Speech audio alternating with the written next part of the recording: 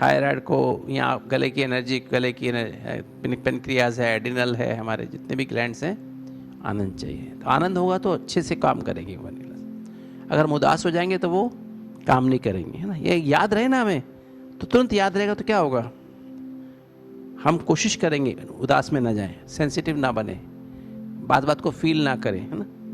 इससे अगर हम थोड़ी थोड़ी बात को फील कर रहे हैं तो क्या हो रहा है, आनंद नहीं आएगा, है ना, खुशी नहीं आएगी। तो हमारा पेट भी खराब होगा, हमारी थायराइड भी खराब होगी, हमारे पेनक्रियास भी खराब होगा, एड्रिनल ग्लैंड भी खराब हो जाएगी, नहीं।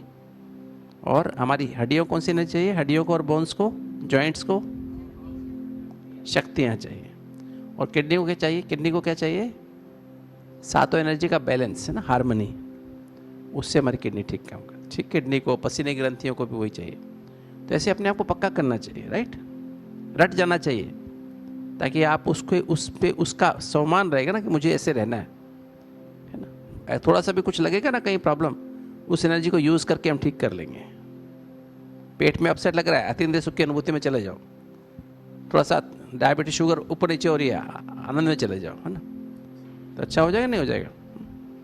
चलिए, तो अभी हम एक तो ये अभ्यास करेंगे, दूसरा डबल लाइट स्थिति क्या होती है और बीज रूप स्थिति क्या होती है। पहले थोड़ा सा हम समझ लेंगे इस बात को, बाला बहन अच्छे समझा देंगे आपको क्या क्या क्या फ़र्क है तीनों में। कौन बताएगा, आत्मिक स्थिति, डबल लाइट स्थिति और अशरीरी स्थिति, क्या फ़र्क है?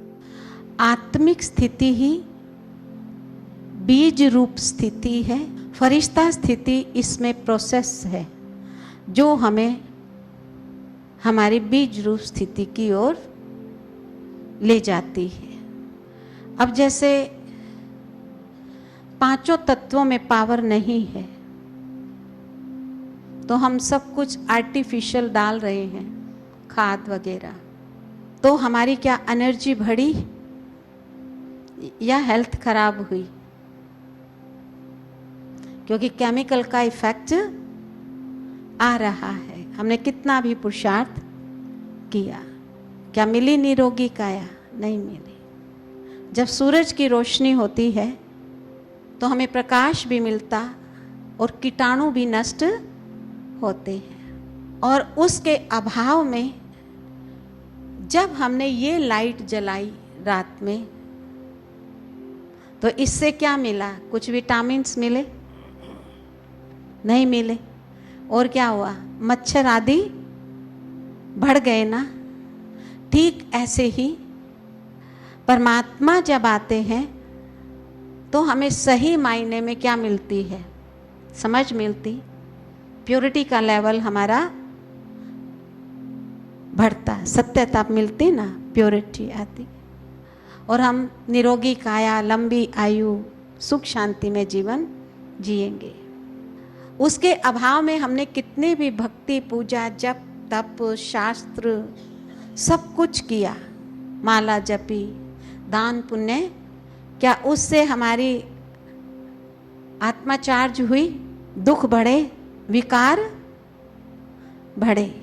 तो कौन सा समय है जब हम अपनी आत्मा रूपी बैटरी को चार्ज करें और कैसे करें? हमने अपनी रीति से सब पुरुषार्थ करके देख लिया, और अब जबकि हमें बाबा मिले हैं, परमात्मा मिले, तो अब हम जो पुरुषार्थ कर रहे हैं इसमें भी हमारे रास्ते में हमारे किए हुए कर्मों के हिसाब किताब आते हैं, परिस्थितियाँ आती हैं, जो सब स्थिति हमें चाहिए उसमें हम टिक नहीं पाते हैं। परंतु बाबा कहते, बच्चे हिम्मत नहीं हारो।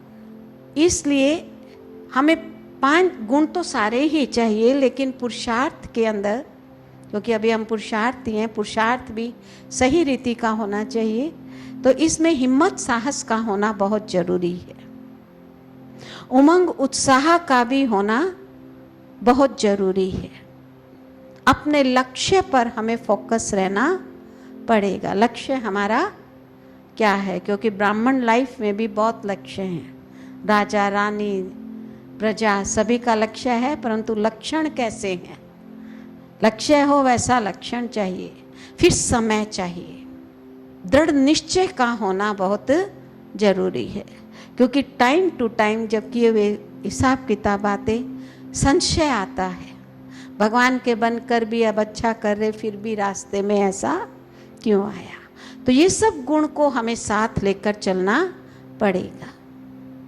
और अभी हमने सिर्फ आत्मा के बारे में जाना है, आत्मिक स्थिति नहीं है हमारी, जाना है अभी हमने। और आत्मिक स्थिति के लिए हमें क्या करना पड़ेगा? एक तो अपनी पढ़ाई की तरफ विशेष अटेंशन देना है, ये मुरली, क्योंकि यहीं सबसे पहले अड़चने आना शुरू होती है।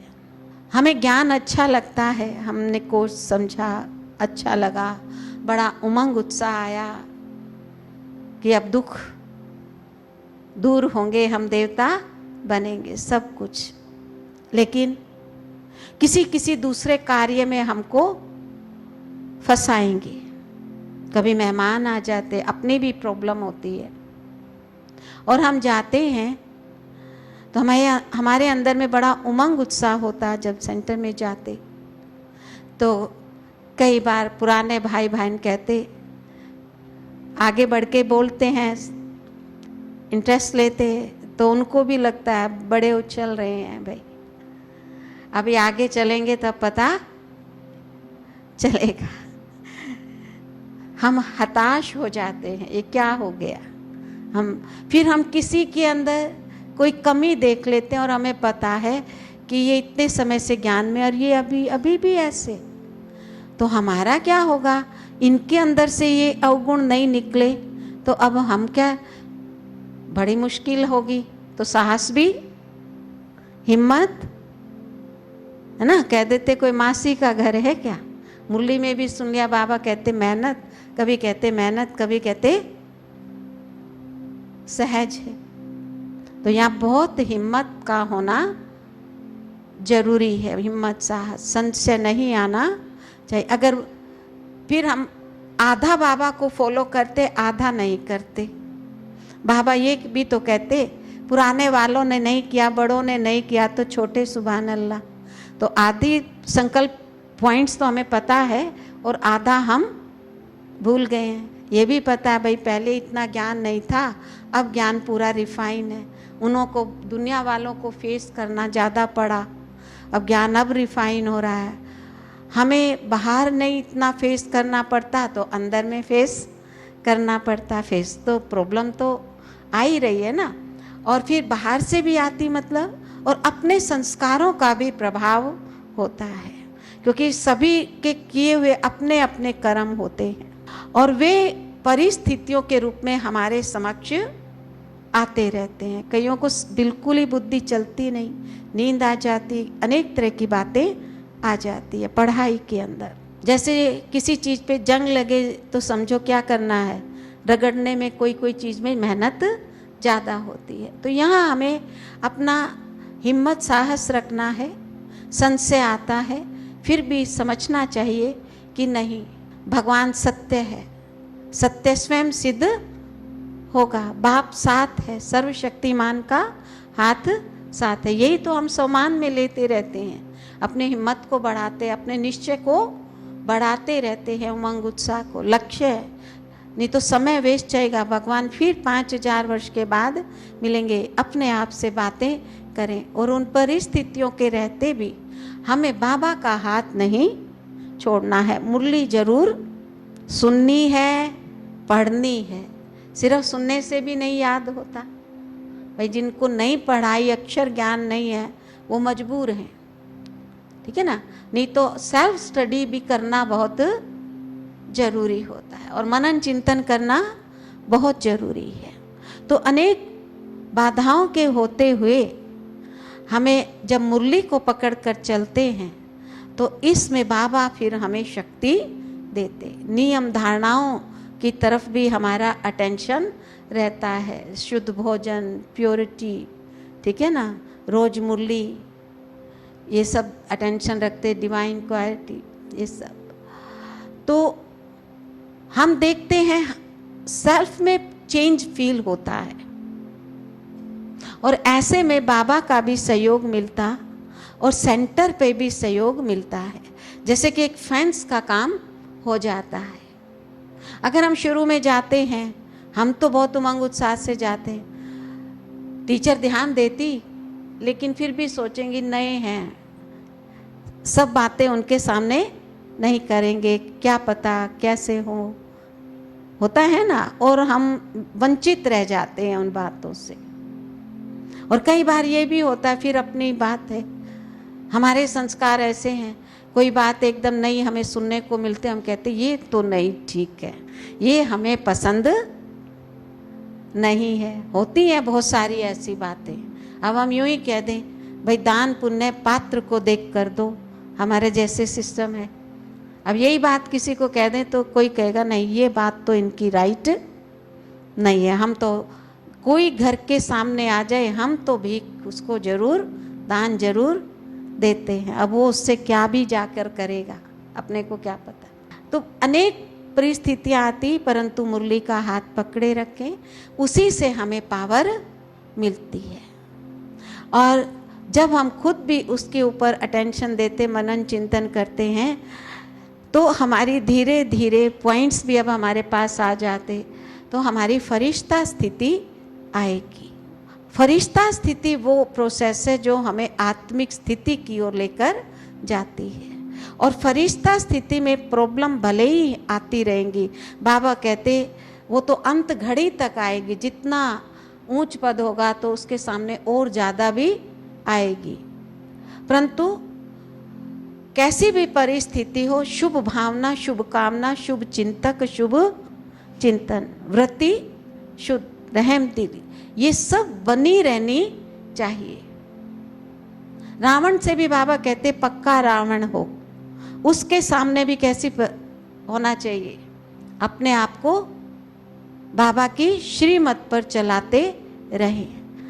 तो मतलब फरिश्ता स्थिति वो स्थिति है जिसमें धीरे धीरे हम इफेक्ट फ्री होते चले जाते हैं। जीवन मुक्ति चाहिए ना, तो जीव के इफेक्ट जो आए देह भान में आकर विकारों के वशीभूत होकर 63 जन्म जो किया वो आ रहे हैं, लेकिन हम क्या हो रहे हैं, इफेक्ट फ्री रहते हैं, प्रॉब्लम के प्रभाव में नहीं आते। तो अपनी क्या होती है, फरिश्ता स्थिति बनना शुरू हो जाती है। फरिश्ता को क्या कहते हैं, न्यारे और प्यारे, फर्शवासी नहीं अर्शवासी। वो तो बहुत सारी पॉइंट्स बाबा बताते हैं। फर्शवासी कौन, जो देह अभिमानी, और अर्शवासी कौन, जो परम धाम निवासी स्टेज पे रहेंगे, बीज रूप अर्श, उसी को कहते हैं। फर्श से अर्श की ओर हम जा रहे हैं, ठीक है ना। तो हम समझो फरिश्ता स्थिति में इफेक्ट फ्री होते, कभी होते कभी नहीं भी होते, कभी उसके प्रभाव में भी आते। तो और ये होता है जब हम रोज मुरली पे अटेंशन देते, मनन चिंतन करते हैं, तो बाबा हमारा पॉइंट्स लाएगा सामने। जब हमसे गलती होती है फिर कहेंगे पॉइंट्स तो था हमारे पास, लेकिन उस समय याद नहीं आया क्योंकि माया का प्रभाव। इसलिए बाबा ने ये एक सहज रास्ता बता दिया, बच्चे सदैव हर एक के प्रति शुभ भावना, शुभ कामना, शुभ चिंतन। और कुछ नहीं आता तो हम यही कर दें, तो भी हम क्या होंगे, इफेक्ट फ्री होते चले जाएंगे। और फरिश्ता स्थिति से ही हम बीज रूप स्थिति की ओर जाते हैं। देह भान से एकदम बीज रूप में नहीं जा सकते, पहले क्या चाहिए, फरिश्ता स्थिति, शुद्ध बुद्धि, शुद्ध मन, शुद्ध संस्कार, शुभ भावनाएं, शुभ कामनाएं। अब बीज रूप स्थिति के अंदर क्या होगा, हमारे विकर्म बहुत जल्दी भस्म होते हैं। ये परम धाम की स्थिति होती है, और इस स्थिति को पाने के लिए हमें साक्षी दृष्टा बनना पड़ेगा। कुछ भी हुआ, अच्छा या बुरा, डिटैच ऑब्जर्वर बन के देखो, जिसके लिए कहते ना लाभ हानि, सुख दुख, जन्म मरण, सब में क्या होना चाहिए, समरस अवस्था होनी चाहिए। तो साक्षी स्थिति का होना बहुत जरूरी है। इससे फिर हम परम धाम की स्थिति की ओर जाते हैं। परम धाम में तो कोई संकल्प नहीं, लेकिन जब तक आत्मा इस शरीर के अंदर है 2 संकल्प तो जरूर रहेंगे। अब मैं आत्मा जाना है घर और फिर वापिस आना है, क्योंकि आना भी तो है ना फिर से हमको। अब मुझे जाना और फिर वापिस आना है।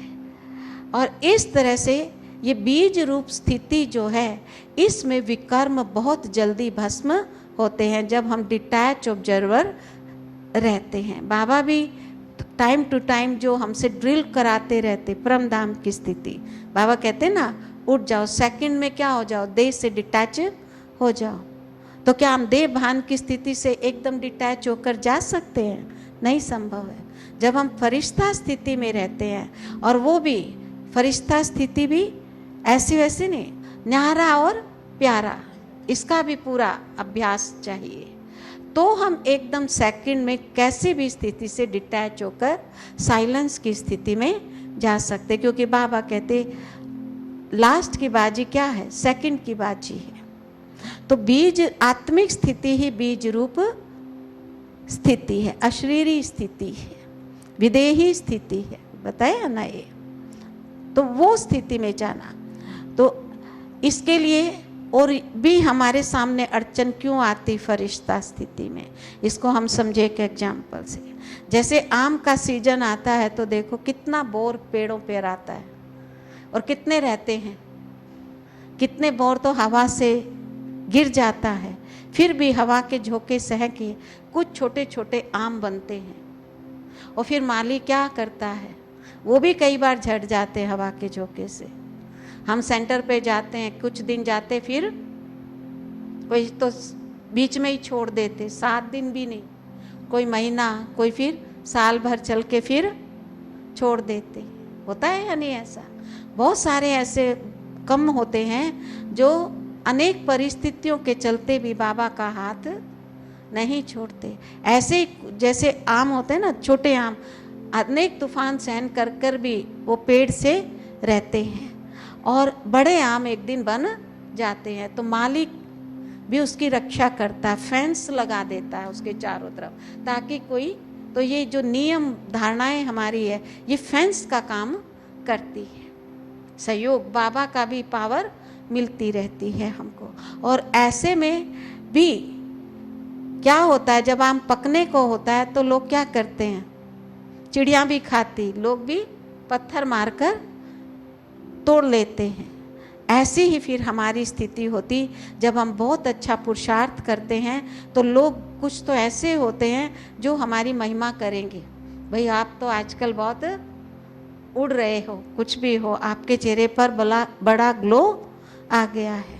और कुछ ऐसे होते हैं जो थोड़ी ईर्ष्या भी करते हैं, कहेंगे चलो छोड़ो, ऐसे ही है, दिखावा है, अनेक बातें होती हैं। और भी क्या करते हैं, फिर कुछ ऐसे भी होते हैं कि फरिश्ता स्थिति में ये कच्चा फल है, ये कोई पका नहीं है। जैसे आम पकने को था, लेकिन इससे पहले हवा के झोंकों से गिर जाता, तो जो हमारी महिमा करते वो हमें अच्छे लगना शुरू होते, और जो कुछ भी नहीं कहते हम उनसे क्या हो जाते, हम भी अनजान बन जाते।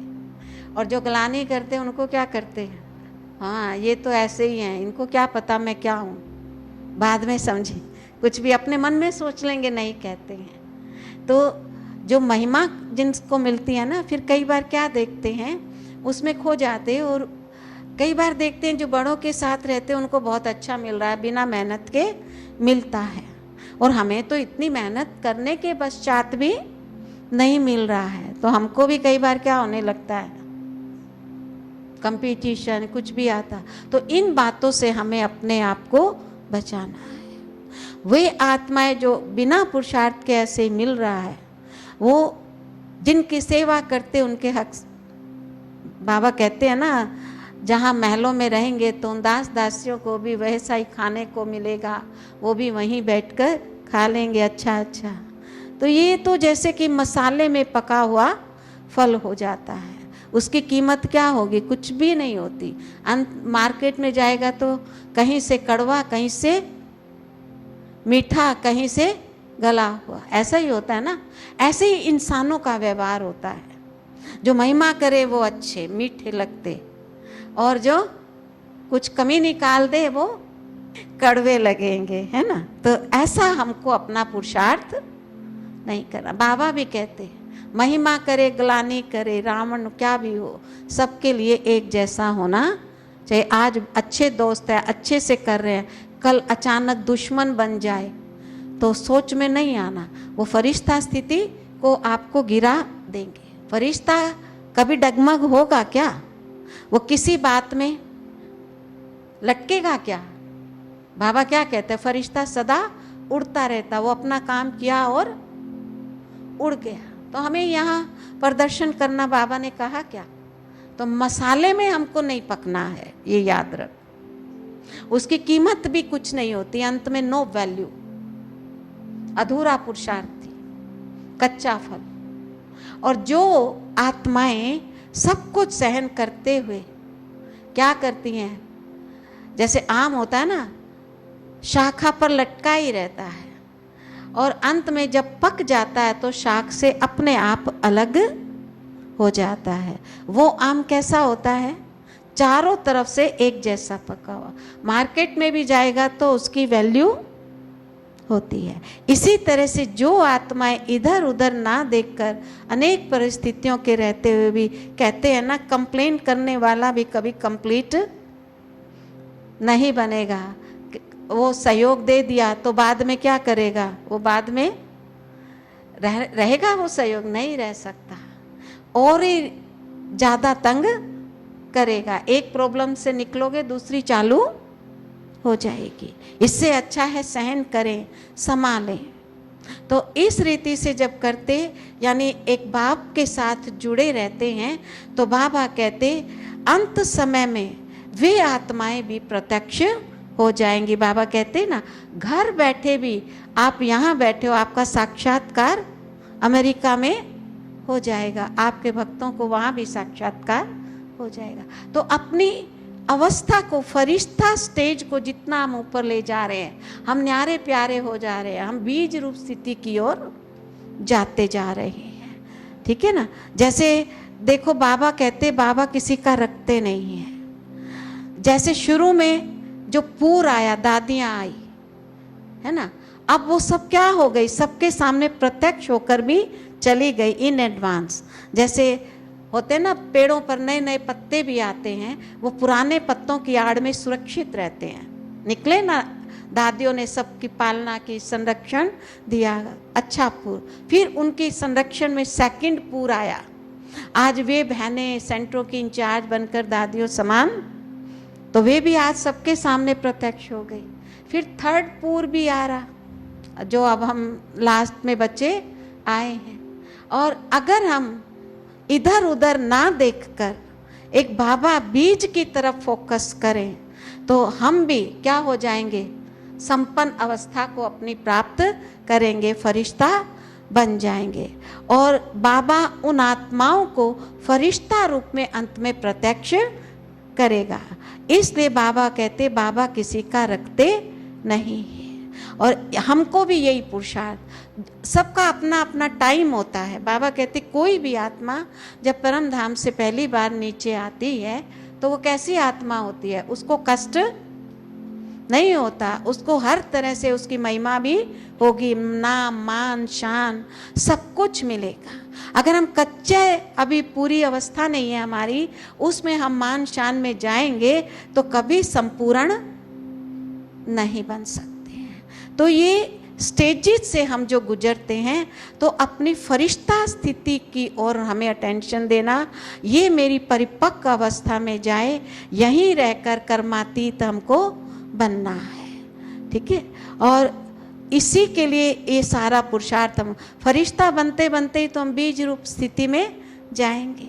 इसलिए बाबा कहते एक बार जो गलती होती, बाबा को सदा काल का चाहिए, भले ही वो बीज रूप स्थिति अंत की है, क्योंकि जो हिसाब किताब है वो तो सारे चुकतू करने ही पड़ेंगे। तो इसलिए बीज रूप स्थिति भी बाद में होगी, लेकिन अगर पुरुषार्थ के रूप में ही बार बार हम डगमग होते रहते हैं तो क्या अंत में बीज रूप स्थिति होगी?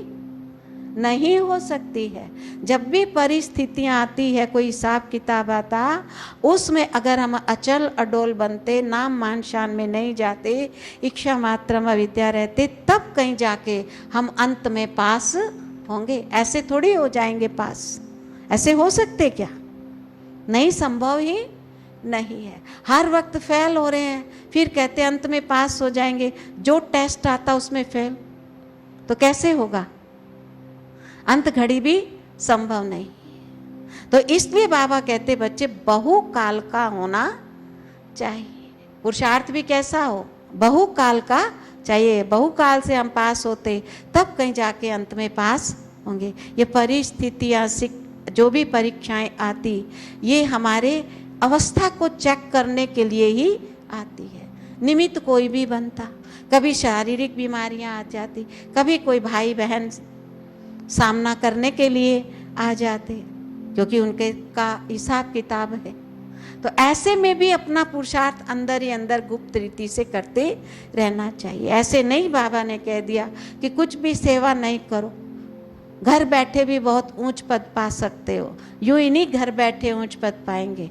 मुरली अच्छी से पढ़ते हैं, सुनते हैं, याद में रहते हैं, याद में रहकर घर में भी सबको, संबंधियों को भी आत्मिक रीति से देखकर चलते हैं तो होगा। ऐसे थोड़ी घर बैठे मिल जाए। यहाँ तक भी बाबा कहते कि जो सेवा करते, अगर उनकी स्थिति अच्छी नहीं है तो 5% भी जमा नहीं होता है। इस बार भी बाबा ने जो पहले मुरली चलाई थी, फर्स्ट पता नहीं सेकंड, उसमें भी कहा खूब सेवा करते हैं लेकिन जमा कुछ भी नहीं होता है। तो फिर अपना, बाबा कहते हैं ना, नॉलेज के दर्पण में अपने आप को चेक करो कि जमा कितना हुआ। जमा नहीं हो रहा है तो कैसे मेरी बीज रूप स्थिति हो सकती है? तो कितना हम कर्म योगी स्थिति में रहते हैं, ये देखना पड़े। तो यही अवस्था हमें बढ़ानी है। सबके सामने अपने अपने हिसाब किताब आते रहते हैं। तो साक्षी दृष्टा जितना हम रहेंगे उतना बीज रूप स्थिति ज़्यादा होगी। किसी भी पुरुषार्थ अच्छा नहीं हुआ, अपने आप नॉलेज के दर्पण में देखेंगे, नहीं, अपने आप ही कमी महसूस होगी। फूले नहीं समाते ना, जैसे वो नहीं होना। अच्छा हुआ, अच्छी बात है, और इसको बढ़ाना है, क्योंकि अभी तो जब तक आत्मा शरीर है, अंत घड़ी तक सामने परिस्थितियां आएंगी। कब पता नहीं कौन सा टेस्ट आ जाए। और इसीलिए बाबा कहते कभी किसी के ऊपर कमेंट भी नहीं मारना चाहिए, क्योंकि आज अगर किसी से कोई गलती होगी, जरूरी थोड़ी है वो सुधरेगा नहीं, जरूर सुधरेगा। अवस्था तो उसकी भी और हमारी भी होगी चेंज। हम भी आज ऐसे ही है, चलो किसी बात में गलती हुई, रियलाइज करें उसको और फिर आगे के लिए पुरुषार्थ करें। इसलिए बाबा कहते 3 बिंदु का तिलक, बाप बिंदु, ड्रामा बिंदु, पर हम लगाना भूल जाते हैं। तो साक्षी दृष्टा बहुत जरूरी है किसी भी बात में। डिटैच ऑब्जर्वर बनकर हर कर्म करो, किसी की तरफ देखने की जरूरत नहीं। सिर्फ एक बाबा और एक मैं, दूसरा ना कोई। तो इस तरह से आत्मिक स्थिति कैसी स्थिति है? बीज रूप स्थिति है। अभी तो हम जान रहे हैं, पुरुषार्थ कर रहे हैं। पुरुषार्थी फरिश्ता है, कर्म योगी व्यक्त फरिश्ता है, और कर्म करते करते कर्मातीत बनकर अव्यक्त होकर जाना है। और अव्यक्त स्थिति में रहकर भी अब हम यहाँ कर्म करते, स्थिति अच्छी होगी तो इफेक्ट फ्री होते जाएंगे, डिटैच ऑब्जर्वर होते जाएंगे, सब एक दूसरे में नूंद है। तो पुरुषार्थ तीव्र गति का होना चाहिए। ऐसे साक्षी दृष्टा जो होकर करते, वही पुरुषार्थ क्या है? तीव्र दृष्टि का पुरुषार्थ। ऐसे फरिश्ते कहीं अटकते नहीं। ओके, तो इस तरह से हमें चलना है, क्योंकि मैंने तो जो अनुभव किया है कि डिटैच ऑब्जर्वर जब तक हम नहीं बनते तब तक फरिश्ता स्थिति भी नहीं है। बहुत जरूरी है। हम लाभ हानि सुख दुख बायोडेटा लेने में चले जाते, कैसा हुआ कैसा ये नहीं, तो उसमें जाने की भी बात। हम गलतियां हो गई है, कमी हो रही है, अगर अच्छा हुआ है तो बाबा कहेंगे संकल्प ही नहीं आएंगे। अगर सही एक्यूरेट हुआ है तो। संकल्प भी तभी आते हैं जब कुछ होता है, कुछ कमी अपने में रह जाती है। और दूसरों की प्रशंसा से क्या हम संपन्न बन गए? जो किसी ने प्रशंसा कर दी तो क्या हम संपन्न थोड़े ही बन गए? हमें पता नहीं है हमारी वीकनेस और क्या क्या है।